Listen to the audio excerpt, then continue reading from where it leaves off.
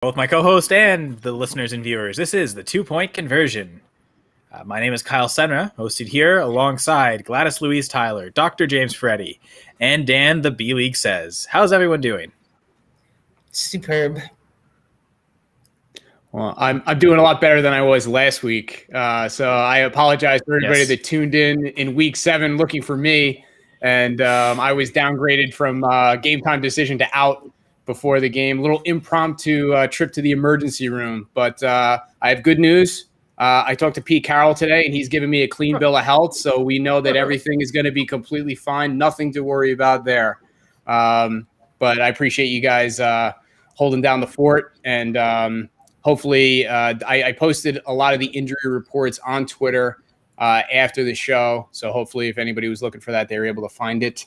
And fortunately, we don't have that many injuries to deal with this week. Although what we lack in quantity, we made up for in quality, which we'll get to. But I'm happy to be here. Happy to see you guys. Certainly happy to have you back, Doc. Dan's tonight, so getting some reinforcements back, and we'll talk about more about them when we preview the game, but Darius Toney and Sterling Shepard active, while Kenny Golladay and Saquon Barkley are still out. Also, we have Mahomes listed with a concussion, but that seemed like that was cleared pretty quick. I don't know, a little strange there, we'll say, but I mean, it seemed like there was no doubt he was going to play, but if we could Golladay, Barkley, not sure. Doc, if there's any expectations for next week, or it's still too early to tell? Yeah, I think with that, we just have to keep watching the practice reports. And, it's kind of interesting with Saquon Barkley, just real quick, is, this was never a high ankle sprain. Like, this was always a low ankle sprain. So it just kind of shows you the error bar with these things where, guys can have a low ankle sprain and not miss a week, or they can be out 2, 3, 4 weeks. So there's grades of severity even with a low ankle sprain. So a lot of times with these, you really don't know. You just kind of have to watch practice reports and be prepared for, worst case scenario, the guy missing multiple weeks. But it's really hard to gauge that when the injury happens. It really is a wait and see. And we're kind of seeing the bad end of that now. You see some viewers, listeners. Let's go. And let's go. Let's get to it. So let's talk about some of these injuries. For the game, I guess, Thursday night. So we'll go with the time order. I know word for it, but I can't think of it. Kyler Murray, ankle injury. What do we know, Doc? Yeah. So it looks like he got injured on one of the last plays of the game. They're not really telling us too much. He's an ankle sprain, and they're just calling it day to day for right now. So this is, again, same thing. We're just going to have to watch the practice reports. Theoretically, I think it could affect his running, which, is one of the reasons we love Kyler Murray. I feel like if he's playing, if he's out there, it's kind of like DeAndre Hopkins, which as an injury analyst, you really have to appreciate just how the guy just ends up, he's out there. Like if he can walk, if he's upright, he's out there. And he was in and out of the game and things like that. But I feel like if he's active, you have to play him and just kind of take it from there. So this is just one of those things where we just have to watch practice reports and see what happens. But for sure, as we saw with Saquon Barkley, no guarantees. So you really want to have a backup plan if Kyler Murray has been leading you up to this point and essentially being the best quarterback in the league, statistics-wise or fantasy-wise. So I guess, the analysis there is pretty easy. Once Murray's in your lineup every week, right? Or are you worried when he comes back for his production at all?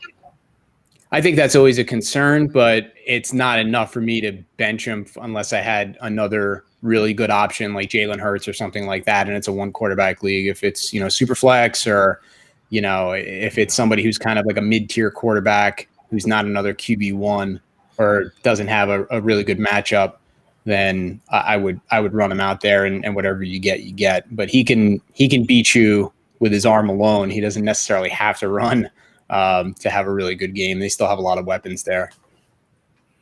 Yeah. So we're going to just keep with the quarterback talk. Sam Darnold suffered a concussion, and unlike Patrick Mahomes, he wasn't cleared right away. So if we know severity, if there's like concussion is tough to put a timetable on it. So We don't have to dwell too long, Doc, but if there's anything you want to add about Darnold, feel free. Just with concussions, he's in the protocol.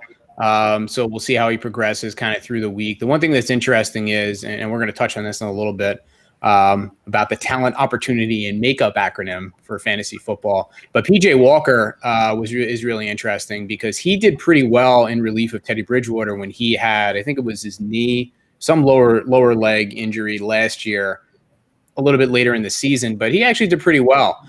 The other thing that's interesting is Robbie Anderson. I actually, when I was having coffee this morning, I looked on the back of the milk carton that I was using, and Robbie Anderson's picture was there.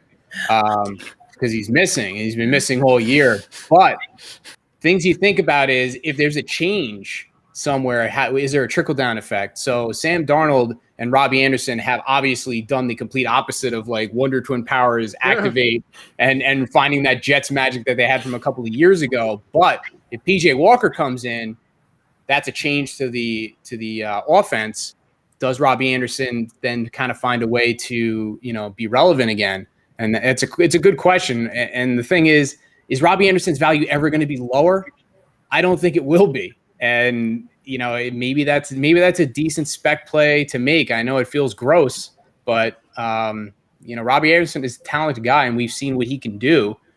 He just hasn't done it this year to date. And I mean, he's coming off a goose egg.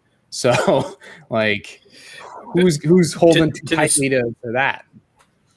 And that's fair. I think he could be had for basically free, but I also think, like, especially from a dynasty perspective, his value has been really low for a while. I guess the production last year kind of boosted it up.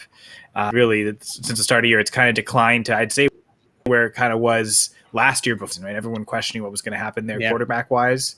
So if he does rebound, I don't know that it's going to, like, up the value dynasty-wise. So I don't know that he's a great dynasty buy. But certainly in redraft, like if he's a wire, he might be worth picking up if you got the roster spots. But speaking of pickups, just between the two quarterbacks, and maybe this is more super flex leagues, but for anyone who is desperate for a quarterback, PJ Walker, Colt McCoy with those injuries. You go with Kyler, concussion with Darnold. I don't know if it's entirely banking on the timeline, but who I think is the preferred pickup there between Walker and McCoy? Well, shouldn't you should add a third one. You should add a third one in too. I mean, well, I think that's even more odd because of the nature of it. I guess we'll mention the last quarterback injury, right? What if Taysom Hill comes back? No, take Taysom Hill out of it. We got to talk about that separate. That's a good question. I think McCoy versus PJ Walker is a good question. Well, you could add you could add in the Jets guy, right? He plays Thursday night.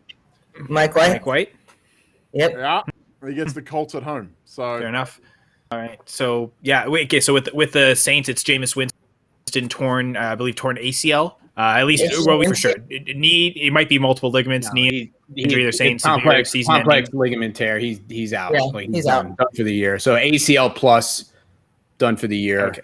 Taysom Hill needs a clear concussion protocol, but the presumption is he's going to be available.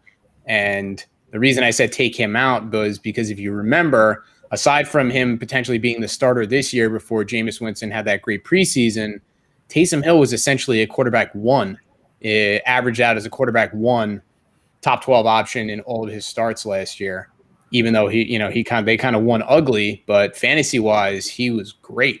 So Jalen Hurts this year, basically. How long has Taysom Hill been in concussion protocol? It's been like 3 weeks, hasn't it? Yeah, 2 or 3 weeks, but they haven't really needed him in there. And because he does other things, like he's not just a quarterback, they put him out there and they run these gadget plays and, whatever. He is kind of at more risk for, taking a shot, just kind of doing his thing. And, it is the Saints and that whole bounty gate thing. So it's not outside the realm of possibility that somebody could have cheap shot at him while he was out there and they didn't want to risk it because he's really their insurance policy. And now they got to cash that insurance policy in. So he's kind of their hand is forced. I think he's going to be okay.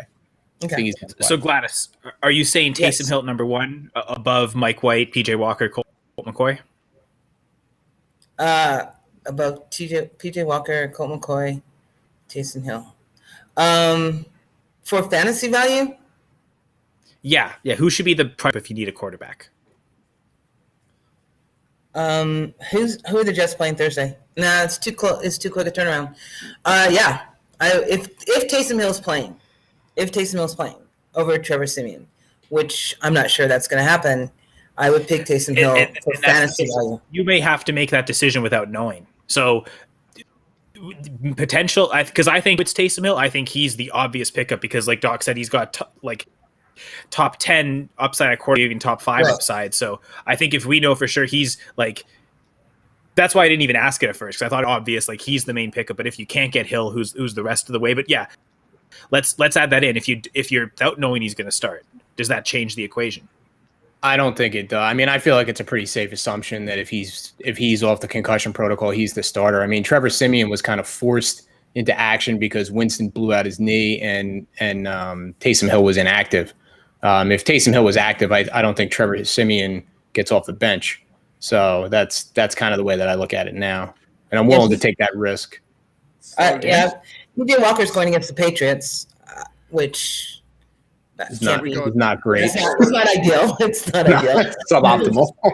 So for what it's worth, Taysom Hill's first game as a quarterback was Atlanta last year. They got a 24-9 win. He threw for 233 yards, sacked 3 times. However, he had 49 yards rushing, 2 touchdowns. He played them again 2 weeks later. Where are we? He went 232 with 2 passing touchdowns, and he also rushed for 83 rushing yards. So in terms of fantasy, he's got – I can't stand the guy. I think he's garbage. But – and you guys already know this. Yes, we do. However, the guy's got 25 points plus per game in terms of fantasy potential. The guy over that month time when he was in, when Breeze, I think, wasn't, he was the quarterback 3 or 4? This shouldn't really be a debate. If he is the guy going forward, he's got QB1 potential rest of season, no matter how bad the Saints are, because he was really doing it half without Michael Thomas anyway, right? So I kind of lean on the – I like PJ Walker. I think he's really good. I do, and he'd be a good pickup for those who have already got Taysom Hill. I mean, there's probably a lot of leagues out there where Taysom Hill's already on rosters, right? So I understand this as well. If Hill's already on a roster, PJ Walker for me is your guy. But Taysom Hill, if he's out there at this point, or with DFS, he's going to be the chalk play in week 9. This isn't even going to be close. He's going to be like one of the most rostered guys.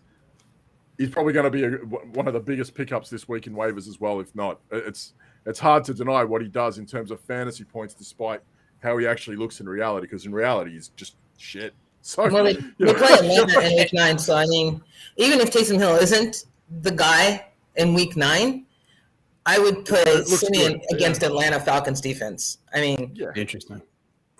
Instead of getting PJ Walker against the Patriots. Yeah, that's a tougher matchup if you're looking to stream. Yeah. I agree. Yes, like it's hard to stream Walker against the Patriots. I agree. So for that, I get Gladys, you were kind of hinting at you were kind of like, so Dane, if it's not Taysom Hill, it's PJ Walker. Gladys, you were kind of making it sound like it's Mike White. So would you, let's say Siemian's announced the starter, would you take Siemian over Mike White for week 9? Yeah, for week 9, yes. With the matchups, yeah. Okay. The Jets are playing the Colts, who they don't can mind be formidable, but Atlanta's a sieve. Their defense is porous, and I think Trevor Siemian can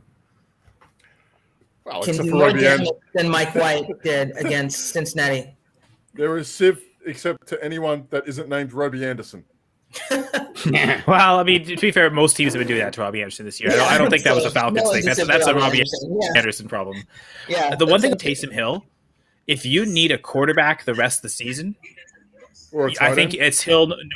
I think it's Hill no matter, maybe. If you're in leagues where you can play him in a tight end spot, sure. But I think it's Hill, but even if he doesn't play this week, because he's going to be the starter the rest of the year. Like with PJ Walker, he's well enough to hold Darnold back on the bench, but there's that risk at any point. If he, like, let's say he does that in that game, they can go to back to Darnold at any point. With McCoy, you're just waiting for Murray to get help. I mean, same with Mike White. I mean, if that's one of them, I don't know what his leash is like. I mean, maybe winning this game probably extends it for a while. Maybe Flacco never does see starts here. Maybe it's just Wilson's healthy, but yeah. I don't know. Doc, did you want to give it? Go ahead. I kind of can't. I don't think that the Panthers stay away from Darnold. if it's a one-game thing for me, I think that's it. What are they? They've won 4 with Darnold, and I understand that, it was a Chuba Hubbard touchdown that got them the game against the Falcons, who they just beat. I don't know. A lot of that was Sam Darnold pushing them through his legs, I guess, and I know Walker can do the same, but, the Panthers as a whole have looked bad for 3 weeks straight, 4 weeks straight, not just Sam Darnold. So I can't think that they're going to go to PJ Walker and stay with him, even if I don't think they'd do it. I think they'd go back to Darnold and ride it out for the year. I don't see it. White, I agree with Gladys. I think White sticks in until Wilson, if he comes back. What are you getting out of Flacco that you're not from White? It's the same thing. But that was what I was going to ask Doc. Is there a chance Wilson's injury keeps him out for the whole year? I guess the Jets could always, if they're doing poor enough, let's just ice him, even if it he's healthy to come back. That we're just going to leave for next year. What do you think the odds are of that? Yeah, I don't think so. I'm not getting that feeling from it. I mean, I definitely think he's not coming back in, especially if White continues to play well. But even if he doesn't, they traded for Flacco for that reason. I think he'll be back, and I think he'll be back. It's kind of same timeline, 3 to 4 weeks. They're not going to rush him back, but I think they want to see what they have with him still and let him continue to develop. And it's like the Jets aren't making the playoffs, so I think he'll be back at some point. But for the next 3 to 4 weeks, as long as Mike White continues to play well and stays healthy, then I think he's going to be the guy. And obviously, if he were to get hurt, then Joe Flacco would step right in until Zach Wilson's ready. And I think when Wilson is ready, he will be back. But I'm not getting that sense of this is we're waiting for the shoe to drop like we are with some other players, which we'll talk about in a couple minutes, where we're just kind of waiting to hear that they're going to be done for the year, or we're at least having trepidation that could be in the offing. I think that's where we are with Wilson. He's just a few more weeks away, and then he'll be back. We've talked a lot about quarterbacks. It all started with the Kyler Murray talk. And in there, Doc, you mentioned DeAndre Hopkins' hamstring. Was there anything else you wanted to add to that? Just that he's an Iron Man, and I love him for that. And that if he's playing, then you start him. And the thing is, even this week with him being in and out of the game, he had 2 or 3 catches for 55 yards, and he almost got a touchdown. I mean, how much better would his line have been if he would have taken that long reception to the house? He gets you. He makes value for the week right there. I mean, he did technically take it to the house. He just has to do it without taking a penalty as well. And I guess in a similar vein with the hamstring injury, and sometimes we know that these can knock out players for a while, but it seems like both Hopkins and Amari fighting through it. They're still playing. So is it one of those where, you hear Hopper active next week, they're in your lineup no matter what, Doc? Yeah, unless you have a really good – I mean, some people just have an embarrassment of riches at the position, and I have to respect that. On my team, I have DeAndre Hopkins, and if he's playing, he's out there. I don't have another option, so I have to roll with that. But that would be the way that I would play it, unless you have a ridiculous stacked wide receiver room like Hamid does, for example, where he used his first 3 picks on wide receivers, and they're just beastly. And he picked up Mike Williams. His top 4 guys are Mike Williams, CeeDee Lamb, Devontae Adams, and Tyreek Hill. If all those guys are playing and you have that kind of wide receiver room, then you can potentially leave Hopkins on the bench. For everybody else out there with, a couple of mere mortals in the wide receiver room, then you got to run them out there. I don't have that kind of wide receiver room. So if Hopkins is playing, he's out there for me. I've got Cooper in one league. It's Mike Evans, Devontae Smith. I'm trying to think of who else. Yeah, Robert Woods. There might be someone else there that I could maybe contest with, but it feels like Cooper is kind of an every week starter anyway. You ride the lows and the highs. Yeah, you take what you get, and you kind of hope for the best. But it's just week to week. That's all it is. It's just week to week, and you hope for the best. Now, sticking with the wide receivers, Jalen Rieger, ankle injury, and this might be someone that is borderline anyway. Is he? I guess the question, Doc, is Jalen Rieger droppable? In not so much dynasty, but in redraft format, certainly, is he even worth rostering at this point for this season? I mean that's a really good question. I think to a degree some of it's team dependent, but I don't even know what the nature of this ankle injury is at this point, whether it's a low ankle or a high ankle. I feel like if it's a high ankle, then assuredly he's droppable. And even if it's a low ankle and he's going to miss a couple of weeks, you may have other needs. And even somebody like Quez Watkins, if you were to swap them out just because Watkins is going to play and he'll potentially give you a couple of weeks where he has the opportunity to score you some points where Rieger doesn't, which he wasn't really doing that much with the opportunity to begin with.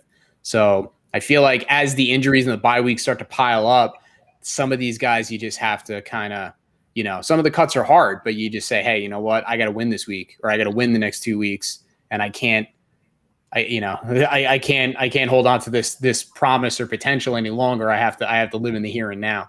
So, and bye week is key because I don't believe the Eagles have had their bye week yet. So even if he comes back, there's still another game absence you're going with him, even if he is healthy. So Gladys, Dan, any objection to dropping Rieger right now? Does anyone see the irony in them not? Does anyone see the irony in them not using Miles Sanders and then Jordan Howard punches in 2 tutties? Does anyone see how stupid and backwards that is? Am I missing something? I feel like Miami did that with Myles Gaskin last year as well. Too. Boston Scott had 2 tutties as well. They punch in 4 rushing touchdowns the week Miles Sanders isn't there. Philly, what a mess. I mean, how much do you think that was game script, though? I mean, they were beating the brakes off of Detroit. A lot. I understand. They finally played a team that was worse than them. I'll tell you what, it'll be interesting. Eagles fans, I didn't say that. Kyle said that. No, they're garbage. But listen, they also have, I believe, at home next week, the Chargers. So, if you're looking at Gainwell, and a lot of people are looking for that edge where people might jump off him next week. Gainwell's a guy that maybe he could drop 300-400 on DraftKings because of what happened this week. Absolutely. They might end up going to him through the air against the Chargers. That's a great call out. I mean, that could be stupid. A lot of people are going to be mad with what happened with Gainwell. Big mad. That was game script. Imagine having to use your passing back against Detroit. Something's gone wrong, right? So yeah. Quez Watkins, he's a decent enough pickup. He does okay. Rieger, I don't know why anyone would. In redraft, I'm surprised people have held on to him this long. If you have, that's true. They've been rostered. Yeah, you see what I mean. But if that's a league where you think you have to drop Jalen Rieger, I would bet a guy like Brian Edwards is out there on your waivers if you're looking for a 1-for-1 swap. So you can look for a receiver out there that's in that realm that isn't going to do too bad. That's what I think. Yeah. I got to say, well, first off, Gladys, any objections to dropping Jalen Rieger in redraft? No. I think that was about as much production there as Jalen Rieger's had this year. So very fitting, Gladys. But I think even in Dynasty, after 2 seasons of really not doing much of anything, I think his values drop now. It seemed like in the offseason, certainly before the Eagles drafted Devontae Smith, you could still maybe get him for a first and single quarterback league, 2nd round picks. I don't think you get a second for him in any form at this point. So he might be a cost guy that if it's a shallow dynasty league, maybe even drop him in that format too. So and I wasn't really insulting the Eagles. Well, yeah, I was, and to be fair, I wasn't insulting Eagles. They've had a really tough schedule of teams like Raiders, Buccaneers, Chiefs, Cowboys, Niners. They've played teams that are better than them, and there was the Falcons week 1, and they beat the Panthers. But this was probably the worst team they faced all year, really. But the problem with that premise is that those are games that they should be throwing it to keep up with, right? You'd think that his usage against the Bucs, against Kansas, against the Raiders, against even the Falcons, who Gladys said before, they're a sieve. They leak points to receivers, and he's still not getting it. Now, he does draw a decent DPI. He gets that a lot. No, he's unfortunate. He does. I forget who was watching. They were playing someone a few weeks ago. They might have been primetime. That guy must have had 2, 3, 4 calls on him in a game, and he ended up with 1 for 18 instead of 4 for 130. I get it with Rieger. I get it, but it's the most backhanded compliment for a wide receiver ever. He draws a really good defensive pass interference. It's funny. Well, didn't they mention that in the Colts podcast? Someone said the Colts defensive pass interference is the Colts' best weapon in the passing game this year. That's it. He's a poor man's John Ross at this point, though. Like he's not getting anywhere when he does. That's wow. There you go. You had to gotta dig be yourself pretty with poor. that one. That's even worse. Listen, Dude, you should start pacing yourself because we haven't even got to your like. We got another whole half a show to go, man. You don't want to burn out. We started talking about the Giants game You tonight. don't want to be like a running back. Would you rather give up a 55-yard touchdown or a 15-yard DPI? Like that's logic. If you know you're giving up the score, it's one of those. It's like in hockey. If you know the player's about to score a break, and you force the team to take a power play for sure. Yeah, no, that's those are. To happen. Unfortunately, with Rieger, I've got him on a team. It happens to him a lot. Like it does, and it's frustrating. But at this point, frustrating and watching him be unlucky isn't getting your fantasy points. He's droppable. Amen. In redraft, dynasty again, like we said, dynasty. You're probably going to have to ride him out. Like, I got Denzel Mims, right? You're going to have to ride that one out. You can drop him in dynasty too. I had him in a dynasty league, and I cut him before the season started. Listen, 4 targets in an end zone target yesterday, mate. It's all it took was a change of quarterback. Right. We'll change to running. Running back. So. Looks like, I don't know if it's well timed for Antonio Gibson. The shin splints, it seems like every week it's getting more and more detrimental to him. Doc, do you think like a week off could really help him, and then he comes back week 10 and it's improved enough he's playable the rest of the year? Or is this something where it's like he needs more than a week for it to get any better at all? Well, the answer to that question is yes and yes, but it's a really good question. Just finishing off wide receivers because we're talking about the Thursday game. T.Y. Hilton has a concussion, already ruled out for Thursday. So I don't know if you guys have been paying attention, but Carson Wentz kind of doesn't suck again. So Zach Pascal, does he? Doesn't he? Nah, he does. Hey, over 20 PPR points per game, 6 out of 8 weeks. I mean, that's not nothing. So he's a good fantasy quarterback, not a real one. He's okay. Well, listen, luckily for us, we're not playing real football, we're playing fantasy football. Yeah. He's Taysom Hill. Yeah, I don't want to take the hits playing real football. There you go. Zach Pascal, give him a look. All right. On to Antonio Gibson. Yes, excellent question. The bye week does give him a chance to heal a bit. Still, this is clearly affecting him. So what do you do about it? I think it's just one of those things where, and I have him on a couple of teams, as you guys know, and I've been running him out there, and I give him a lot of credit because I'm sure this really hurts. And he's had weeks where he even had full practices, which is amazing to me, where he wasn't even like a game time decision. It was like he knew he was going to play like on Thursday, and he went out there and he guts it out. So what do you do about it? The thing is that every week that goes by, and he may have a short-term bump in his production where he actually gives this thing a chance to rest for a couple of weeks and comes back a little bit stronger. This thing definitely needs rest. So this is good that he's getting a break and he can let it rest. However, if I had Antonio Gibson, or even if I didn't, now, especially with the bye week, would be the time for me to make room for Jared Patterson in case this all breaks bad in a couple of weeks or 3 or 4 weeks, or he gets in, something else gets injured, because you don't want to get left with empty pockets or scrambling down the stretch come playoff time. So now might be the time to sneak him onto your roster if you can fit him there, just in case, as a little insurance policy. He's already starting to get carries even with Gibson out there, and McKissick is doing his thing, and he's probably rostered all over the place, and as he should be. But Patterson is taking some of those carries too, even when Gibson is out there. If Gibson is not out there, Patterson's going to see a huge spike in value, and now would be the time to acquire him, I think. And with the bye week, he might not be commanding a lot of fab if there is free agent bidding dollars, because people will see that, okay, so this week, I won't. So that might be something where you only have to put maybe 5% to get back like that. Yep. So yeah, it's a good call. Yeah, or less. It's a good insurance policy. All right, now we got to talk. We got to talk about the big fella. Yeah, Damian Williams. That wasn't the one. That wasn't the big fella I was talking about. But you're not talking Damian Williams, the almost Super Bowl MVP. Oh, okay, no. But I love Damian Williams. Well, and that's why we can quickly address that one before, because I feel like the other big guy will be a big topic. But yeah, that's fair. For last. So that's fair. All right, then let's bang out the other guys that are kind of with not the big guy, not the king. So Damian Williams, knee injury, more to come on this.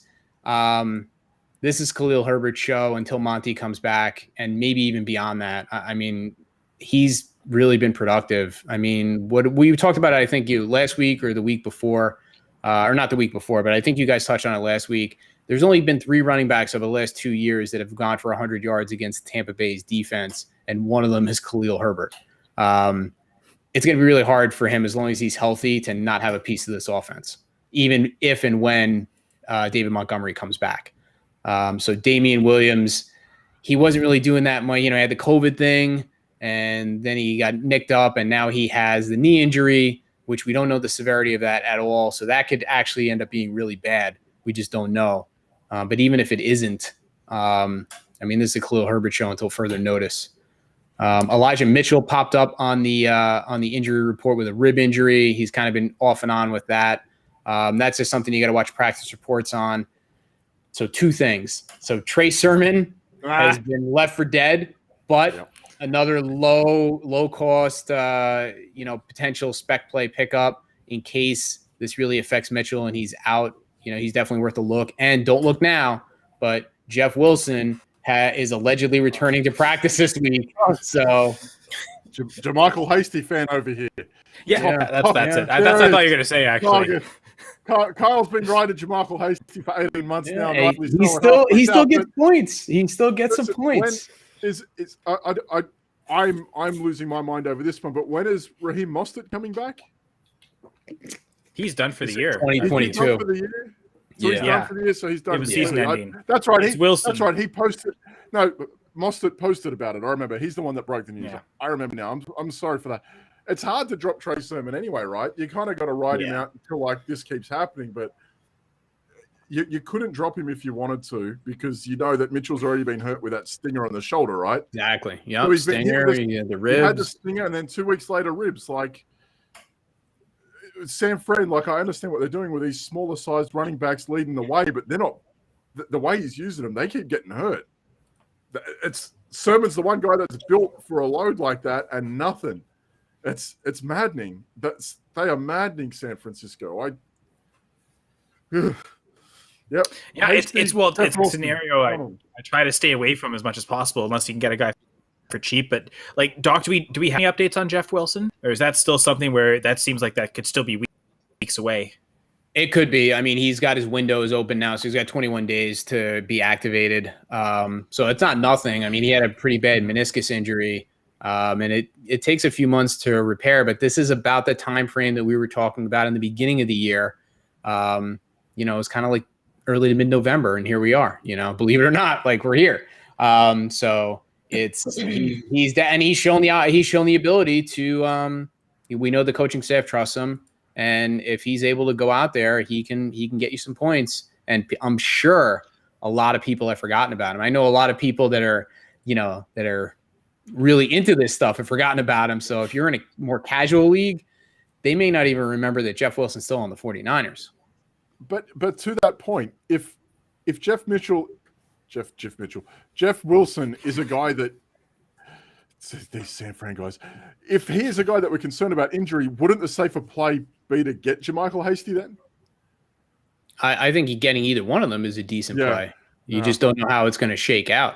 Yeah. So, either one is worth it. Even Juszczyk has had some weeks where don't do it. Let's just go desperate times call for desperate measures, my friend. Elijah Penny, where are you? Well, and this might be, it's like the thing with the 49ers is you don't have to go with this backfield, right? You can Jared Patterson instead if you want to avoid the headache of the 49ers back. That's okay. There's other situations. Boston Scoured, right? Even if it's just temporary, you might prefer the security of those guys, the knowledge of knowing what you're getting as a starter as opposed to the 49ers anyway. So if go at your own risk, right? They're high risk, high reward scenarios with the 49ers. So you pick one and you hope. For sure. And if you don't like that type of running back, it's funny because they're you got Deebo Samuel who's consistent like a running back, and they almost at times use him like a running back. But then the running backs up and down like the wide receivers. I guess that's the way the 49ers operate. Yeah. Crazy. It really is kind of a hot hand approach. Go ahead. Thursday night, we forgot to mention Cory Davis, who was a kind of a surprise or kind of late out this week. Any news, Doc, on his availability for Thursday's night game in Week 9? Yeah, I just remember him kind of feeling like he was going to be out. Was it a hip? I don't remember exactly what it was. Was it a hip? I mean, I feel like they kind of ruled him out pretty early, and then that was, we had bigger fish to fry, as the week kind of went on, injury wise. So I kind of put him in that bucket of like, okay, we'll check back next week. So that's what I would say at this point, is just kind of check and see if he's even practicing. And, now the Jets passing, the Jets offense as a whole is viable. So if he's practicing and he's going to play, he's got a chance to do something. So I wouldn't discount it out of hand, but I got to see him on the practice field before I even kind of consider him. If he's out, is anyone playing Elijah Moore Thursday? Ooh. It's not a bad thought. I mean, it's not a bad thought. Denzel Mims or Elijah Moore? What do you think? I'd say Elijah. I mean, he's got all that promise. He was such a highly touted, rookie. Maybe this is no one else wants to avoid the Jets wide receivers. I mean, we're going to talk about it. Talent, opportunity, makeup. This is like that icky feeling. Like neither. I love that. It's like that's when other people get scared. That's when I'm like, okay, now there's opportunity here. Talent, opportunity, and makeup. Jamison Crowder. There you go. Yeah. Talent and opportunity is definitely him. That's fair. Gronk has back spasms. I know he come back from the rib injuries. Do we know anything about that severity, Doc? Yeah, this is really tough. I mean, Gronk is like going for the Iron Man award, right? He's got multiple rib fractures, punctured lung, and then he picks up a back injury, and he's still out there. I definitely had some trepidation going into the game where they said they were, whenever you hear this, like, we're going to use him in emergency use situations, or we're going to use him at the goal line. I mean, that's like code for don't start him, right? But yeah, I mean, I'm really surprised that he was able to even go out there at all. And then to pick up another injury, I mean, that really is just, you really got to feel for the guy. I really am hesitant to recommend putting him out there until I see him able to, kind of carry a normal workload, like not this emergency use goal line stuff. Like that's, that's law of diminishing returns. I'll pose maybe another tricky question. Let's say you're in a league. It's fairly shallow. Do you think is his ups rostering a second tight end and maybe even a third if it's through bye weeks? But like, does he have that type of upside? Unlike Jalen Rieger, where we're saying, okay, he's hurt. Even if he comes back, we don't want him anyway. But like with Gronk, he's been so productive. That do you hold out the risk and try and like hold maybe 2 or 3 tight ends in the meantime, even if it means no flexibility with other positions?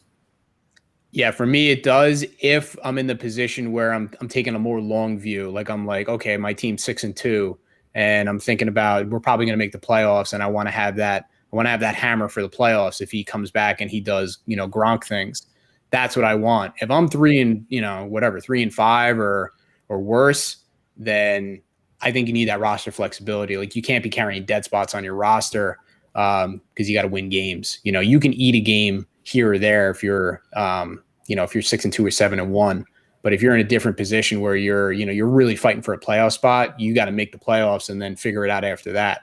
That's the way that I see it. I don't know. What do you guys think? I was leaning more to kind of just hold him anyway, but yeah, go ahead, Gladys. Sorry. No, you're fine. Go. Oh, well, I think it's maybe anyway. Even if you're 3-3, if you're still alive for the playoffs, knowing that you want that in for the playoffs, if you don't have that other solid option and you're just streaming, maybe it means there's that one less wire player you can get. But I'd looked at, I don't think I'd be dropping Gronk no matter what my record was personally. Okay. Go ahead, Gladys. Now. All right. Let's touch on the running backs real quick, and then we'll get to the big fella. So James Robinson, ankle heel, warning here. I'm using air quotes. Not believed to be serious. Suspected bruise, could be a bone bruise. Which, just to clarify for everybody, a bone bruise, partial break in the bone. So not as innocuous as it sounds. This could easily keep him out a couple of weeks. Carlos Hyde is next man up. We've seen last year when our old buddy Chris Carson, who did get a vote of confidence from Pete Carroll this week, so everybody can relax. You know, it looks like this whole situation is going to be fine. Probably not. Still worried that he has a chance to really be out for the year. But we saw Carlos Hyde do well in relief of Chris Carson last year. Same thing could be in place. And even, you know, our old buddies, Daria Gongwawale and Divine Ezigbo are still there, and they could have some value too if something happens to Carlos Hyde. So, and he's been known to get nicked up as well. So just not necessarily guys to rush out and grab, but keep them on the radar. And that's kind of where things are at in Jacksonville right now. Just got to watch practice reports with James Robinson and hope for the best, but would not totally surprise me if it ended up being a little worse than they're letting on. All right, so here we are at the end of the game. Checkmate. Derrick Henry has fallen. Yeah. Oh, man. Yeah. So let's just take a moment. Whenever these really big injuries happen, actually I think it's worthwhile to take a moment to just acknowledge like how much it sucks. Like not just from a fantasy perspective, but from a fan perspective, because he's an amazing talent and there's nobody like him in the NFL. And for him not to be around for the foreseeable future, like it really sucks. But that being said, I know that it hurts, especially the people that were had King Henry on the roster and were just using all that production to, you know, probably I think your record's probably you're doing really well. So all hope is not lost. It's not time to throw in the towel. Let's live in the solution. So where are we? What happened? He broke his foot. So the bone on the outside of the foot, the fifth toe, kind of near the mid portion of the foot, that bone's broken. That's called a Jones fracture, if anybody cares. There is going to be a quiz later. They're going to get surgery tomorrow, and they're going to put screws and maybe some plates in there to help the bone heal. Timeline, 6 to 10 weeks. They're saying maybe he's back for the fantasy playoffs. Here's the problem. The risk is that if he comes back too soon, he'll re-break the bone and he'll be done for the year. And the Titans obviously don't want that. The Titans are 6-2, and they're eyeing a playoff spot. So they are not going to rush him back. And the fantasy playoffs would be right around the mid-range of that timeline. I think 6 weeks is probably a little aggressive. We've seen players, Greg Olson is one that comes to mind from a couple of years ago. He came back right at the kind of mid portion of his timeline, and I think he lasted a half before he rebroke the bone and was done for the year. And then it continued to be a problem for him the following year. There's a few ways you could play this, and I'm gonna pose this to you guys. You know, fortune favors the bold. If you want to swing for the fences and you're one of those 7-1 or 6-2 teams, and you want to try to acquire him for potentially a championship berth, if it were to happen, and you have that ability, I think the price is going to be right. And if it all goes bust, I don't think it's going to, you know, be the end of the world. But, you know, it's a bold play. The other possibility is, while they're talking about that he's not completely done for the year, that he might be back for the fantasy playoffs, there's a window of opportunity there where maybe you could even sell and get something back for him. Not necessarily anything great, and you just kind of have to let it go. But it's a thought. And I know it feels gross, but I just wanted to put it out there. It's like, what do you do?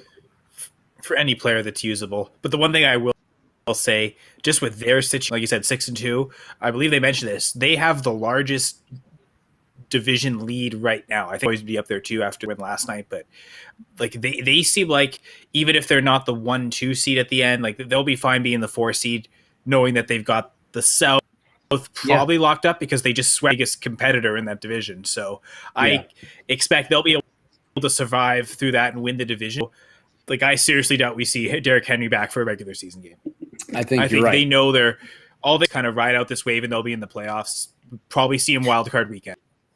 I think that's going to be that's what they're shooting for. I think that makes a lot of sense. Don't act as if have him for the fantasy playoffs. Like, if you can in a redraft league, trade him for anything usable. Like you said, I don't know. What's the lowest you're willing to go with just saying, I'll just hang on to him then if you want him that bad. But like, I mean, I like your take on it. I would be like, give me anything reasonable, and you could play that up and just be like, yeah, you could be back for the playoffs for you. I'm willing to take that risk. I'm willing to take that on. They listen to this right here. Dan, go ahead. Well, they're smart enough to listen to this, then you're not going to be able to pull the wool over their eyes. You know what I mean? No, Sure. I think what's also a big thing working in the Titans' favor is they've knocked off the Colts twice. And if the Colts are the next best team in their division, and they're 4 games ahead, is that right? They're 4 games ahead. That's really? wow. Yeah, I feel like they're 4. I'm gonna double down on that. I feel like they are. Give me half a second. Tennessee is 6-2. The Colts are 3-5. Sorry, they're 3. All right, so they're 3 games. But they ahead. need the problem. 4 wins. They They need to jump up to your Right, but the thing is, over the Colts, I was funnily, I don't know why I've been writing about the Colts a lot lately. It's super weird, but they have got the Jaguars. They play the Jets, then the Jaguars. Couple tough games, and the Texans before their Week 14 bye. They're going to win a couple games if you don't believe the Titans can hold up over the next month. So they have 3 very winnable games against Houston, Jacksonville, and the Jets. Their run home is a little tougher. Patriots, Cardinals, Raiders, and Jaguars. Winnable games, though.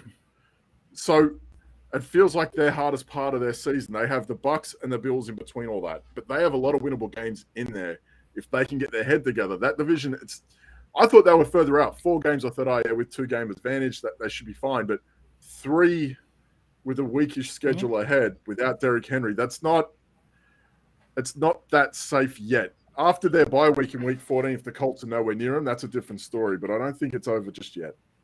Yeah, and that's fair. But those 2 wins are key. To knock off that team twice this year already, huge. Yeah, they got a few weeks before they're going to feel anybody nipping at their heels, which I think is kind of the point that Kyle was trying to make. Jets, Jaguars, though, back to back for the Colts. That if the like Titans the Titans still have at least 1 game against the Jags. Yeah. Like, I mean, one thing I will say though, they got time to figure it out.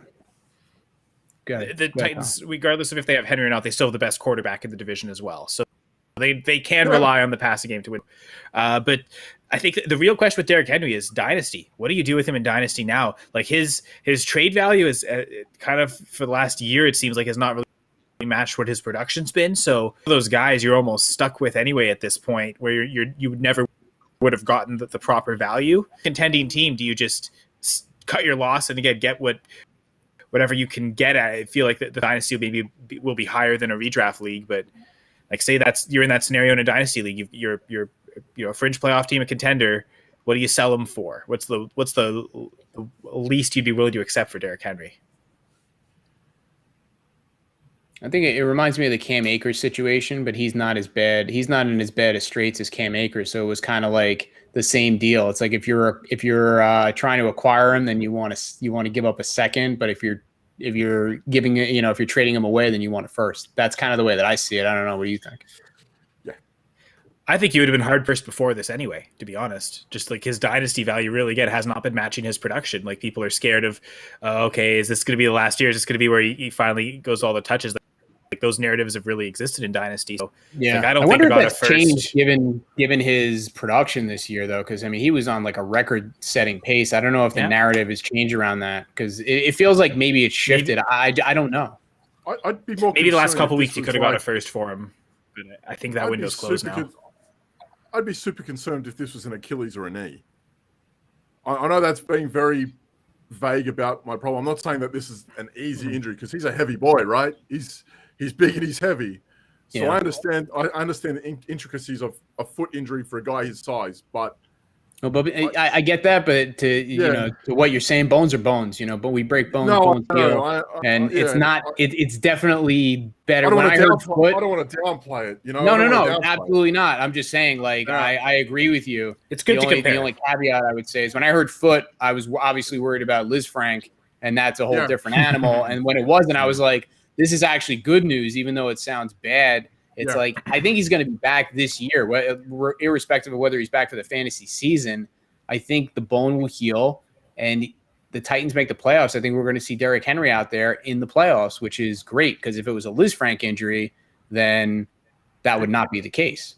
It very quickly went from he's out for the year down to 6 to maybe 10 weeks. Yeah, well, they got to spin it a certain. They got to spin it a certain way. The information was very quick from end of the season he's done to 6 weeks, and that's You know, Well, the thing that could came that be a across coaching my trick email, to kind of get his hope, right? Like the season's not over team. Like that a I mean, variable thing that's 10 weeks end of regular season, and that, I understand that as well. But like, you know, he's an animal. You know, this guy could be back in. no doubt. And the thing is, the way they get around that is because these guys they're not unintelligent as far as when they send these articles. It's like the article that I got this morning was Derrick Henry out for the year. And then I clicked on it and there's a question mark at the end of it. And I'm like, oh, you guys are sneaky.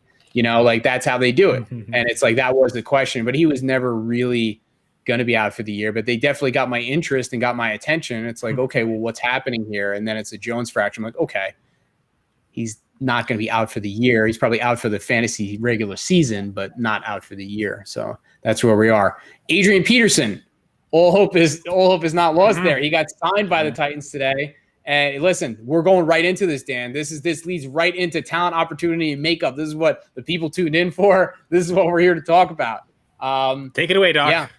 So Adrian Peterson, a Hall of Famer, right? He's on the practice squad, going to get elevated. Jeremy McNichols is going to be involved too, because even if Adrian Peterson's running the ball, we know that one of the things he does not do the best, kind of like the guy that he's replacing, is he doesn't catch the ball that much. So, definitely going to be involved. But let's talk about this real quick. What am I talking about? The TOM acronym, talent, opportunity, and makeup. This is something that gets bandied around when these guys get hurt. I wrote about it in my book. It has to do with your own personal biases, narratives that get created, and how to kind of get past that and stretch your comfort zones a little bit. There it is. Thank you very much. The book, Injuries Suck, but Your Fantasy Team Doesn't Have to. Shameless plug, available on Amazon. But we're going to talk about this a little bit. And I just want to preface this by saying, like, this discussion is not going to be for everybody. Like, if you're somebody who's like, I'm comfortable with the way that I play, I don't want to stretch my comfort zones, I don't want to learn, I don't want to grow, this is not going to be for you. But for other people that want to learn how to take advantage of these injury situations and what to do about it, and kind of to stretch and grow and start getting more production, get more wins, and wins lead to championships. Like, this is how it happens. So talent, opportunity, and makeup. That's what makes somebody successful as a professional athlete. Really, you can make the argument it's what makes somebody successful at anything. So these are some of the narratives that get created when players get hurt and so-called no-name guys step in and they have to fill the gap. And guys that I think about, like Ernest Johnson, Khalil Herbert, Damian Williams. Yeah, for sure. Howard, Chuba Hubbard. Some of these guys are more known than others, but they're guys that are not household names. So the first thing that I hear, let's start with talent. Well, I don't think he's going to be successful because he's not that talented. Man, do I cringe when I hear that. Not talented compared to what? I mean, we're setting the bar too high here. I mean, there's perfectionism there. There's anchoring bias. Let me just break it down for you real quick. If a guy is on an NFL roster, he literally works as a professional athlete. He gets paid to be an athlete. He's talented. He's talented enough to be there. Even the 1%. Sorry, Doc. No, go ahead, please. Like even the 1% like athlete, like the worst athlete you can think of as an NFL player is probably like a 98th percentile athlete as a human being. Right. So like that's kind of like I would say like 99.8%. But I think of the example. That's a great point. I think of the example in basketball. I know we got basketball fans out there. Brian Scalabrine, the player, he was getting heckled by one of these fans like unmercifully, and finally he turned to the guy and he just let him have it. And he said, "Listen, you blankety blank, I'm closer to LeBron James than you are to me." And that he's like literally one of the last guys on the bench, like 1.2 points per game or something like that. And that is a true statement. He is closer to the greatest basketball player in the NBA right now, or arguably one of the greatest, than any of us who are not professional athletes is to him. That's how big that gap is. And that's important to remember. So anytime you hear somebody say, well, I don't think this guy who is a professional athlete is going to be successful because I don't think he's that talented, I cringe. And I'm like, okay, now I got to question what's going on here. If he's on the roster, he's talented. What about Taysom Hill, though? Oh, he's talented. He's got the rushing talent. The passing talent may not be there. As a player, and Jalen Hurts, same thing. Like Jalen Hurts is a talent. He's an athlete. He's a talented athlete. Now, is Taysom Hill going to make anybody You know, are you going to watch Taysom Hill and think he's Tom Brady? Probably not. But is he talented enough to be out there? Yeah. Look at it this way. Look at Cedric Wilson. Did you guys watch that play? This exemplifies it even better. It was all over Twitter. Cedric Wilson takes the ball, rolls out on the run, just flicks the ball down the field, 30 yards on a dime. It's a wide receiver. This guy's an athlete. Like, guys, he's a wide receiver playing quarterback, and he made one of the nicest throws that I saw all year. Forget about just last week. It was a beautiful throw. It was quite stunning. I mean, it was gorgeous. It was a I didn't even know, like Cooper, didn't even know he could do that. Amazing. More sensational. Cooper passing talent than Taysom Hill, though. So yeah, 1,000%. I wouldn't argue that. I mean, it was amazing. I mean, these guys are amazing athletes. Don't ever forget that. Okay, let's move on. So, opportunity at running back. This is really the easiest thing to walk into due to injury because there's less to deal with. When you're a quarterback, you got to know the whole offense. That's a big learning curve. If you're a wide receiver or tight end, you could be the most talented guy in the field. The quarterback has to throw you the ball. At running back, you have less players to compete with. Maybe there's really one or two other guys on your own team that you're competing with carries, and it's not a long distance. You're standing right behind the guy. He turns around, hands you the ball, then you got to do something with it. So there's a lot less barriers to production just on the basis of opportunity. So that is the opportunity component at running back, lowest barrier to being able to step in and be productive. Now, the final thing, makeup. These are the things we can't quantify. So attitude, work ethic, ability to rise to the occasion. So one of the things in baseball, I run into this a lot. So for you guys that play fantasy baseball, this is going to be particularly pertinent to you as well. Running backs and closers in baseball are very similar. It's this analogous situation where like somebody gets hurt and then the guy that comes in to close out the baseball game, he may not be the most talented guy in the world, but then he gets the job and something clicks. And all of a sudden he's doing things differently and now he's really successful. And I've heard time and time again, people would say, don't pick this guy up because he's not that talented. He's not going to be able to hold the job. Well, guess what? He gets the job and now he's doing different things. And then 3 weeks later they say, oh, we went back and looked at it retrospectively and something's changed. And now his strikeout rate is better and he's getting these guys out and he's being really successful and he'll probably be able to hold the job for the rest of the year. Well, thanks a friggin' lot because you told me not to pick him up 3 weeks ago and now I don't get those stats. So with running back, it's the same thing. These guys are worth the investment because think about your own lives. Like, have there been opportunities where you had to do something where maybe you're like, I'm not sure if, this is the situation for me, but I have to kind of rise to this occasion, and you do it. You find a way to get it done. Like, you were hungry, you're waiting for the opportunity. Now's your chance. You take it and literally you run with it. That's what these guys do. And you don't know if it's going to work out. Sometimes it's Demetric Felton, but sometimes it's Mike Davis. Sometimes it's Ernest Johnson. I mean, Ernest Johnson a couple weeks ago, people were like, I think this guy, if this guy gets double-digit points, then I'll eat my hat, basically. And I'm not like calling those guys out for that take or anything, but my question is why? Why so strong? Like, why so angry? Why so hateful? Like, the guy has talent, obviously. He's a professional athlete. He had the opportunity, and clearly he rose to the occasion. So, like, people that were so sure that he wasn't going to be able to do that, my question is why? And if you can get past that bias, then I think you can really have some success. So here's my thesis statement. In season, especially at running back, if he has a last name, he's on an NFL roster, and he's projected to get some carries or touches at running back due to injury, I'm interested, and he's worth a spec pickup. I don't care, regardless of anything else. And again, sometimes it's Demetric Felton, but sometimes it's one of these other guys. Johnson, Khalil Herbert, Boston Scott, Howard, Chuba Hubbard. There will be more opportunities for this to happen down the stretch. This is the time where you can add these guys to your roster and really make some hay and get some wins, start stacking some wins and winning championships. Make these spec pickups when the public perception is low and give yourself the opportunity to reap the rewards before you get to see what actually happens with the player, and then the price shoots up. It's like, it's not always going to work out. I'm not saying it's always going to work out, but the cost investment is low and the reward is very high. That's the ratio that you want. You don't want to wait and see, because if you wait and see, it's too late. Then the masses have caught on. Bingo. it's free, then you don't mind cutting it because you didn't really exactly much, get away from it cheap, and then lather, rinse, repeat. You do it again. You roll the dice next week when somebody else gets hurt. You tune in here and you say, "All right, Doc, who's hurt?" And then give me this other guy that I never heard of. I'm gonna go check him out.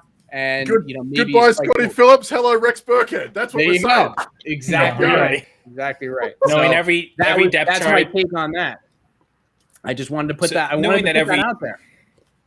Thank you very much, Doc. Appreciate it. But knowing that every starting running back is going to be, you look at, okay, some of the backup running backs were already drafted, right? Especially you think about Kareem Hunt or all the 49ers backs, but multiple teams have multiple guys drafted, but not every team does. So those are those first place. Who's a number 2 guy that's still out there, but then sometimes the number 3 back at this point is still worth having. You never know when those injuries come, and some teams are such a big committee that the numbers work anyway. So exactly. So Derrick Henry, that's why I bring it up, and that's what made me think about it. Is people are going to say this? You're going to see this out on Twitter. I know it. They're going to say Adrian Peterson's washed. He's 36 years old or whatever. Here's my take on it. Adrian Peterson's a Hall of Famer.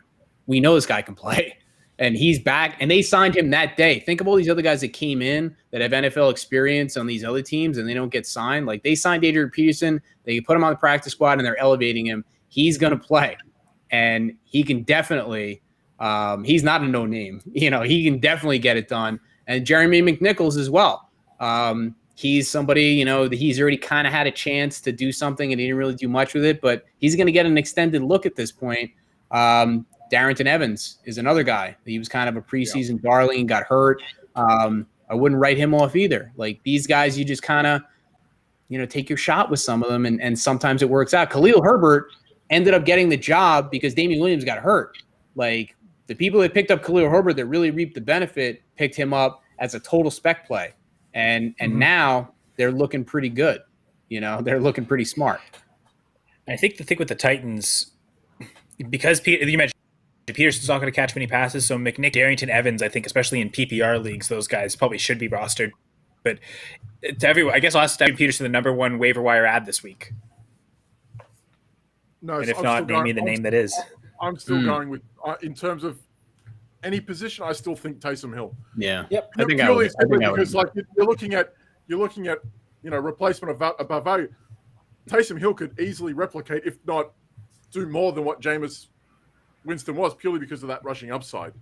Whereas Peterson, I don't think he's going to get you the 28 points per game Derrick Henry was. I think he'll do well, but I don't know if he'll do his role, he'll do his part. He should be picked up, absolutely. But yes, in terms of the number 1 waiver priority, if he's on your waivers, for me, it has to be Taysom Hill, because he's proven that even though he's a terrible quarterback, he's a terrible quarterback that can get you 25 points a game. Yeah. And that's a guy that was winning people weeks last year. And again, for those who play on platforms, ESPN, that have him as a dual eligible player, like tight end, who is literally winning people their leagues as a super flex in a tight end position, that you can't take that away because Peterson's got a running back role. I'd find that hard to believe. I do believe in picking up backup running backs. Peterson's one of them, absolutely. But I'm also looking at guys like Jarrett Patterson who are already in that system that are looking at game time. I like Salvon Ahmed. I think he's a good guy to go and get because that's a good call out. I'm looking at guys who have got that potential for PPR as well. Peterson could get you that 15, 18 carries for 65, 70 yards, and that's great. And he's going to fill a role for your flex spot until he proves otherwise. But at this time of the year with those bye weeks, I want that upside, and that's got to be to me. I can't believe I'm saying it. It has to be Taysom Hill at this point. I can't believe you're saying it either, but I mean, that's personal growth right there. Considering what your stance was last year on Taysom Hill, we're seeing B-League grow before our very eyes, folks. You know what's funny? My car is parked outside my building. I could take the stairs. I'm thinking of jumping out the window instead. Glass, I don't I feel like that's the way to do it. Hey. At this time of the year, we're looking at we're talking about Mike White and PJ Walker. We already see what Hill can do. We have 50 years of Adrian Peterson, but we've also got a small sample of what Hill can do and an offense that's built somewhat around what he can do. And that's more than what we can say for Peterson. Okay, grab the rock, run through wall. He's great at it. He's amazing. He's gonna have a fun time in Tennessee because they know how to protect the running back. It's not like he got hit by contact and he got hurt. He hurt his foot. It is what it is. Peterson will be fine. You want a bit of that. You want any one of those running backs you can get, but there are also other backup running backs like a Jarrett Patterson, Salvon Ahmed, like a Boston Scott that are still out there that probably aren't going to cost. Carlos Hyde, Boston Scott. There's going to be guys that are out there that you can get Gordon without bombing your fab right now. You know what I mean? If you're a contending team and you're trying to add these pieces, you're going for that upside. It has to be Hill. I would think he has the upside over Peterson, even though he's going to have a good role. He'll be fine. Agree. I just think that there are other backup running backs. You could double down on Hill and Ahmed. You could get Hill and Patterson. You could get those guys instead of going all in on Peterson and missing out on 2-for-1 for that. That's where I sit on that. I'd like to know what you guys think, though. Listen, it music to my ears. I love it. I mean, I couldn't agree more. That's all I have to say about that. I could not agree more. Gladys, what do you think about Dan's nice, beautiful speech there? I thought it was great. It's as always. I haven't even got started on the Giants yet. I know they're kicking off in 5 minutes, so I guess we could we should get to we should do rapid fire prop bets, like no discussions, just go around and get them out there in case anybody wants to fire them in the last 5 minutes before the game starts. Fair enough, Doc. That's a good point. So the game is over under 52.5. Chiefs are 10.5 point favorites. So starting with the quarterback, we have 301.5 passing yards. Daniel Jones 246. 6.5. So what quick thoughts? Or just name it. Jones over. Jones over. My first thought was Jones under. Because I didn't know what receivers were healthy. Oh, okay. You know what I mean? That changed with these guys active or no? I think Tony, if he's on Snead, is going to give him all sorts of problems. Okay. Here we go. So do we have so Tony officially active? Yes. Which Tony would and again lead. Tony and Shepard. Okay. And Slade. So I'd say we're all in agreement. I think my favorite is Jones over as well. The poll though, 45% of the votes went over, and then next was Daniel Jones at 27% over. So that that represents that represents over 3/4 of the vote. So I think everyone's. I think the overs on this one is running back. So the lines are Devontae Booker at 52.5 rushing yards, Daniel Jones at 21.5, Darrell Williams 57.5 rush yards, Patrick Mahomes 19.5 rush yards. Daniel Jones. That was the one I looked at too, and then I talked myself out of it and it said Darrell Williams. But that would have been my second choice. I don't know. That just seemed appealing to me. I feel like he's going to be able to run against these guys. I don't know if he's going to, but I feel like he can. I agree with Gladys.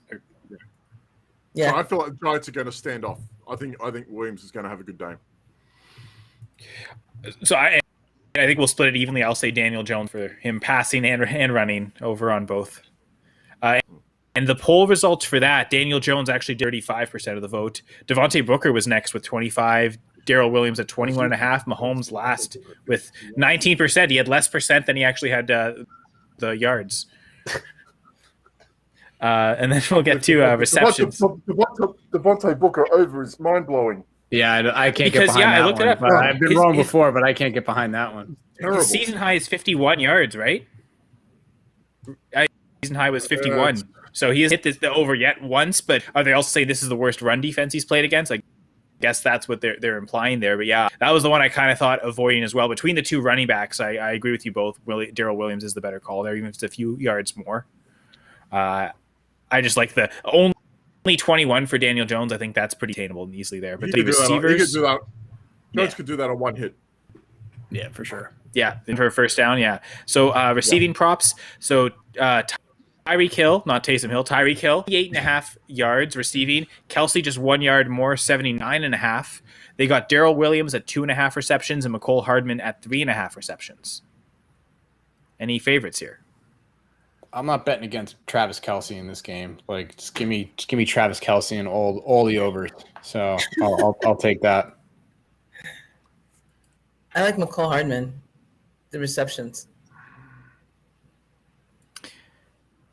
I think I like both the Chiefs, and Hill is 1 yard less, so I'll say Tyreek Hill for that reason. he could get that in one shot too. I mean, that's yeah, really amazing. Sorry, Dan. Go ahead. Kelsey 79 for me. I feel like he's going to go all right. All right, the poll results. I found it funny to see Hardman under 8%. That was yeah, that's true. Yeah, I guess that's the lowest of any vote of any of the polls here. But yeah, Kelsey in majority, 45% of the vote, almost half just himself.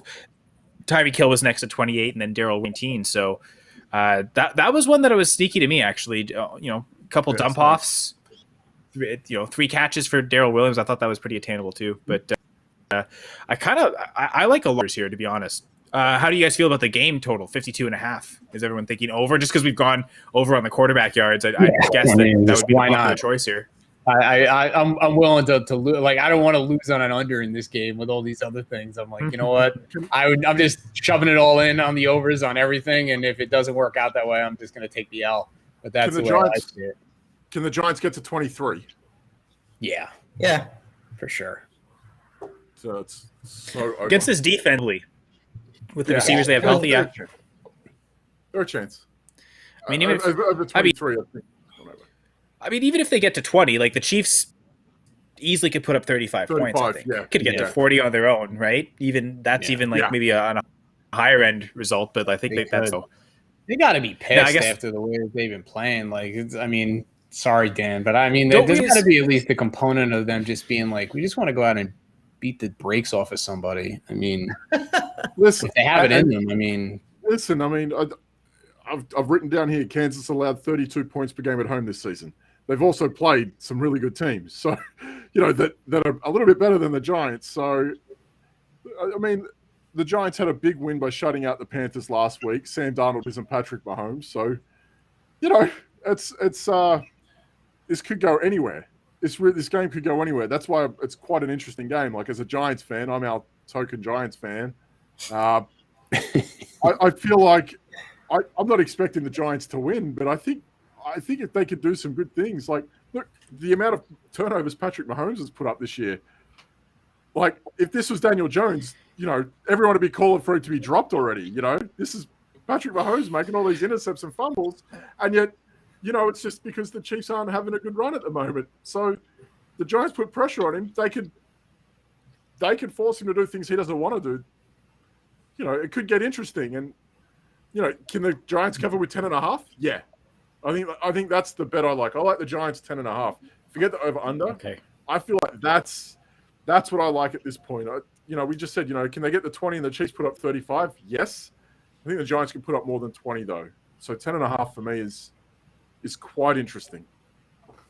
I'm going to take it a step further. I'm taking the Giants with the money line. Giants win this game. Oh, no. What are you doing? Plus 400? Give me that shit all day. Give me that. I'll take my shot on that. I'll take the shot that the Chiefs crap the bed at home and the Giants find a way to squeak it out at 4-1. Thank you very much. And forget about the 10.5 points garbage. I'm shooting the moon. Yeah. First play was like a 17-yard reception to like Travis Kelce. It looked like, or it could be wrong. I didn't say it was going to be a shutout. Sorry. And there goes Hill for 10. No, listen, I think what more interesting, like, for what it is, to see that the Giants are 3-0 over on the road. That's a big thing for those who are betting and those who are live betting. To see them 3-0 on the road, that's interesting going over. So that's that's a big deal. That gives you a bit more. And Kansas are 2-1 over at home this year. Yeah, I did notice that. So you feel a little bit better going over with these two teams, knowing that what they do at home or away, with the points totals that are being put up, I feel a little more comfortable going up with that. I would take the Giants in points. I think I did actually on the sports book. I took the Giants in points. Nice. And over. Sorry, Dan. I think I'd be tempted to take the Chiefs at 10.5 favorite. I know, like, there's some strong argument their defense to let them come in this, but what's one of the narratives we say about Andy Reid, right? The more time to prep, the better. That didn't really help in the Super Bowl. But they were playing coming on a Monday night. I feel like that's that's obviously true, right? Like they played the best team, but I think coming into it, like you're saying, like they're really angry, but also the extra dare. I feel as though the Chiefs are just going to put up so many points that even if they allow 25 close to 30 points, but maybe they put up 60 themselves to get that spread. I'm sorry. Apparently the Chiefs could score 100 points this game. I don't know. No, not at all. Listen, I think, but that's the good thing about this game is that it's not the typical Kansas game where you're thinking they're going to roll them 34-10 and this game's going under and it's going to be over before the end of the first half. There's enough in this game to go, the Giants won't win, but they'll keep it interesting. Like you're hoping that they keep up for the points to keep rolling. And that's from a bettor's perspective. You just want the Giants to do their part because I don't think there's really any questions about the Chiefs. They just, listen, back-to-back weeks, Bills, Titans, two of the best teams in the AFC along with the Chiefs. Chiefs are in a bit of a rough patch. That's all it really is on their behalf. So, they're also at the bottom of their division like the Giants. Who would have known? This is also going on. This is one of those things. But look, you're just really hoping that the Giants, if they can keep up and they can move the ball down and they can listen, Tony's a big in, Shepard's a big in. If that happens, then there's no reason why the Giants can't keep up against the Kansas defense, who is just bad. We could say that. That's the one thing we can say about the Chiefs is that their defense is bad. 1,000%. They haven't looked good since what Tampa did to them last year, right? They haven't looked good since before then. So, the AFC Championship game, I guess they kind of the Bills didn't really keep that as close as we expected, right? No. So that was maybe the last time the defense looked good. Yeah, like they haven't looked good since then, and they didn't really go aggressive in recruiting anyone this offseason. They didn't really do too much. It's whatever they can do. Like, we know that they can put up 45 points. This isn't crazy, but that defense might not stop the Giants from putting up 30, 32. So that's fair. We'll see what happens. What was Mahomes rushing? 19? 19. Yeah. I think he just got like 5. So there you go. And Hardman just got a reception. Hey, you guys remember a couple weeks ago we were talking about Fursker? It was 2.5 catches. He had 2 of them while we were doing the broadcast. He finished with 2, and that was it. We hit on everything. We hit on everything that week except for him. I know. The lowest total of everything. I know. Brutal. He kept us from the clean sweep. That guy's done nothing. I don't know if I'm going to pat myself on the back that I think I might have said under, but I've just been so anti. Oh, no, I was out on thinking that. You pat yourself on the back because I'm going to pat myself on the back, too. I was like, I'm out on that. I was like, prove it 3 catches, not first. Yeah. Ferkser's the guy, when you don't expect him to get the catches, he'll get them. He'll steal them away from Jonnu Smith, but when he's the guy, he'll get stolen from Mecole Pruitt. Now that we expect Mecole Pruitt, maybe that was the time to go buy Ferkser. But Dan pulled up a lot of interesting stats in the show sheet. We didn't go through all of them, but like just you kind of referenced it, Dan. Mahomes has the same amount of interceptions as Daniel's overall turnovers, and we know Jones is a turnover machine. So that's not even counting Mahomes' fumbles, right? So that's kind of that was a little eye opening. Like, when you see it, like, again, from a Giants perspective, like, when he was a rookie, he had a lot of fumbles and a lot of intercepts, but that team wasn't built for him. It was built for Eli Manning. It was a weird team to watch. Last year, he really dialed it back, but the whole offense did too. That was Sans Barkley. He's been pretty good this year in terms of, like, protection. I think week 1, he had a fumble. He lost one, and then everyone, here we go again. He's been pretty damn good. He's been pretty good. And the point splits between what he is with and without Saquon Barkley, I didn't realize that. First 4 weeks of the season, 343 combined yards. That's with Saquon Barkley. Without Saquon Barkley, last 3 games, 195 combined yards. So, it's a big loss between him having Saquon, even out there, regardless if Saquon does anything or not. Barkley's lost 150 yards per game either way without him. And that's madness. Yeah, I think that's an underlooked prospect of this too. So, Kansas have just marched down 7 minutes. Yeah, okay. Oh, well, it's a backhand flip. Oh, aren't you cute, Kansas? Yeah, throw it out. No, I mean, it's just it is what it is. The Giants, they aren't going to give you much more than what they are. They are Look at these trick plays from Kansas. Come on, like you shouldn't have to do trick plays against the Giants. That's what I'm saying. They're What are you shook, doing? man. What If are you're you running doing? trick plays in the first quarter, no. That? I'm telling you, do not sleep on the Giants winning this game.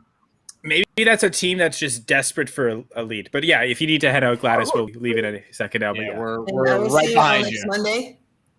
Yeah. Thank you. Thanks, everyone. Appreciate that. Themselves. Bye, Gladys. Bye, guys. What have we got going on here? Okay, one thing I want to mention too. If they got to run quick plays in the first quarter, I'm telling you. Could that just be they need a lead? They just need like knowing they have the lead is kind of like this. Okay, we could kind of calm down and breathe out. Like they're doing what they can on this drive. Like make sure we score a touchdown on this drive. Do whatever you score a touchdown, then we'll settle it and play more conventional from there. But just knowing that. I mean, they touchdown it all against the Titans. They're doing anything they can to make sure they start off the right foot. Maybe. If I'm Kansas, that smacks of desperation to me, and that is not the way you want to play. I'm trying to make this game go. And this is why when I first saw this, I thought I was leaning the unders because I was like, if I'm Kansas, I'm trying to do everything possible to keep my defense off the field. I will take a 15-minute drive and kill a quarter. That's what I was thinking. I was like, they don't want that team on that.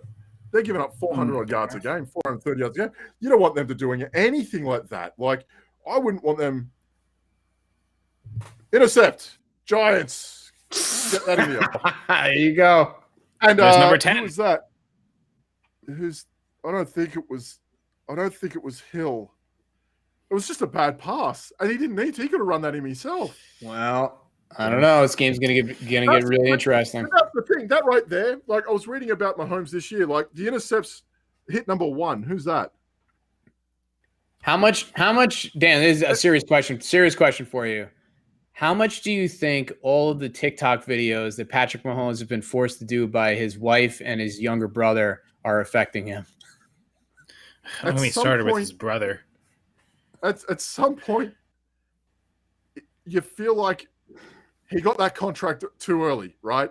So it's probably it's too hard for him to probably go full Aaron Rodgers, but he's close. You know what I mean? He's probably I don't really know what you mean. I don't know if anyone's quite like Aaron Rodgers though. Like he's full Aaron Rodgers. Just icing his family. Jeopardy. He's not gonna ice his family out just yet. I think he's got one more contract before he goes down. Oh wow. That's great. Those Jordan. It's something about those guys named Jordan. They're just makes you not want to be around them, I guess. Oh my God. Listen. When you're winning and you're doing these things, no one cares. Listen, they aren't necessarily a part of the Kansas City Chiefs football team. Like it's just harmless. People are correlating. They're playing bad because of TikTok. That's just silly. I was just kidding, but I had to bring it up because you got to bring it up. I mean, that guy, the look on his face was priceless. Yeah, he's one of the most dialed-in human beings at such a young age. He's that damn good. It can't help the public perception for what's going on, but I can't imagine he gives a shit. No, I'm sure he doesn't. I mean, he's a professional athlete. The beautiful thing about it is like the public loves a narrative, right? Like they love to build him up and say he was the greatest of all time, and now that he's achieved the pinnacle, it's like let's find a way to tear him down. And I actually, out of all his brother is fodder for that exact thing. Apparently, I actually feel bad for his wife. That's his wife, and she's probably the most. From everything you see, she's probably the most supportive wife out there. Like, she's having a great. I don't feel bad for her. She's having a great time. What are you kidding? Like she looks like she's having a blast. So good for them. They're having fun. That's what you should do. Of someone who is in his 40s, and I don't know how old Kyle is, but I'm in my 30s, right? Like. That generation isn't me. Like I couldn't do TikTok for my life. Like that's just the age of the 25-year-olds doing weird shit, and that's just the reality. I like how Dan's in dissertation mode. Like that was presented as a complete joke, and then he went on a 5-minute diatribe, like breaking it down like he was presenting to a Senate subcommittee. It's like I get it. Did you expect anything different? I did not expect a rational response to that, and Dan is ready to present to the Supreme Court. I mean, I never thought about it either till now. That's was fantastic. You're just fired up. You got to go watch this game. We got to get out of here. Let's get out of here. I gotta say though, like Jordan Mahomes, I think his name is. I don't know if I'm just making up his name is Jordan, but like dancing on Sean Taylor's number like that. Like, no, come on. Well, but how do you not know? It was roped off. How old is this? And I know the biggest to this is Washington for just like last minute putting that all together. Like that was kind of BS. Like, I'm glad enough of Taylor's family there for that. But like, yeah, that's. Hang on. Are you saying there was nothing sus about Washington coming up with a Sean Taylor Ring of Honor the same week that emails were released? I know. With Bruce Allen and Dan Schneider, there was nothing suspect about that. I'll rant about that if you want. What a mess that they are for Hyde. And never mind the Washington Post coming out with this, owned by Jeff Bezos, right? That's another tangent. I don't want to go down. Never mind. That's it. We poked the bear. Never mind the District of Maryland not wanting to give him. They don't want to give him a new stadium neither because they don't trust that guy, right? The Post releases this information. Who Bezos owns? We know he wants to buy them. This isn't like a shock. But they come up with this. They tell the kid to stand there. What's he going to do? Not dance? A guy's just got to dance sometimes, Kyle. And they put him in his corner. The kid's flown first class from Kansas to Washington. What's he not going to do? TikTok? Is he not going to do it? Why are you trying to not let him live, man? Like, I blame Washington completely because they're such a shambles of an organization. But they thought that not having just putting a little 5-foot number of him on the field and letting them stand there by telling them to go there. What did they think was going to happen? Like, hey, buddy, you shouldn't be doing that. Oh, damn. Or maybe come up with a better thing on Veterans Week to do this. What a mess. Washington. 3 years to come up with a name. Do they trade for Pat? Come up with. I think you just figured it out, Dan. They're the ones that are going to trade for Deshaun Watson, so that everyone Watson and not Snyder. That's the move. That's what's going to happen. Right. I'm sorry, Doc. I just thought of that. That's actually what it is. We can't completely rule that out, can we? I got a quick question before you guys wrap up. Kyle, Packers fan, you guys traded for Evan Ingram or not? Is this Evan Ingram's last game as a Giant? Is he playing tonight? Yeah, I'm surprised he's almost playing. Not if they can get Eric Ebron. But give up a Ebron. I just think of we saw what Eric Ebron could do. They're just mad about everything. He's like Ebron. Okay. I don't know. My co-host on the press conference that Ebron was their option. Daniel Jones threw a horrific pick. So maybe we should have gone we should have done the props on the interceptions. That should have been an easy over. But no, I think because I think of Ebron with Andrew Luck, right? Like put him with an elite quarterback. You got the best of Eric Ebron. I mean, yeah, Eric Ebron. I got it right. As long as the tight end is EE in his name, it's good. But truthfully, with the Packers, just for a dynasty leagues, and I've already done this in one league. I know DeGuara was getting more play. I think the answer might act like Daphne.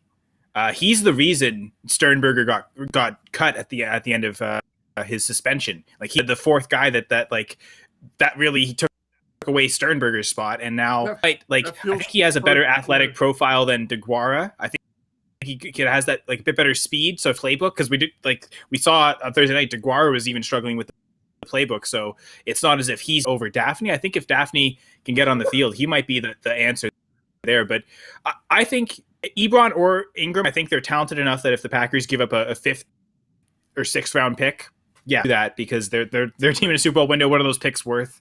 So I wouldn't hate the. DeGuara spent 18 months on the sidelines. You think he would have read the playbook once? His first chance. I don't know what I'm doing. What the hell was that? He cost them 5 yards and nearly the game. That's so bad. He's like, I know I should be standing somewhere. You're over there, buddy. Get over there. He's like, Well, you would have been wider a touchdown. Yeah, no. So one job, Daphne, bro. I think, has a chance. I think that opens the door for Daphne to get in here. So he might be a deep dynasty name to Dominic Daphne. So that's what I'll say that. But yeah, I would not be opposed to getting Ebron or Ingram. The Packers do, in fact, trade for him as a Packers fan. Ebron missed with injury this week as well. So maybe they were holding him back from that, but I don't know. That I've seen Ingram's name come up everywhere, and we didn't hold him up. Hayden Hurst as well is another name I've maybe heard, but yeah, let's hold up. We've listeners of yours long enough. Yeah, we get to the Giants game and see all the interceptions. You can pick your moment for what you want to see, but for tuning into the 2-point conversion, you got Gladys, who left us a little early, at L Tyler on Twitter. Dan's at the B League Says, producer extraordinaire. Thanks for doing all those Twitter stats. Dr. James Freddy at the Fantasy Sports Doc at TFS Doc. Thanks for all the analysis. I'm Kyle Senra at Center Says, and goodbye, everyone. Thanks for watching the 2-point conversion. Good night, guys. Thanks for watching. Yeah, have a good one.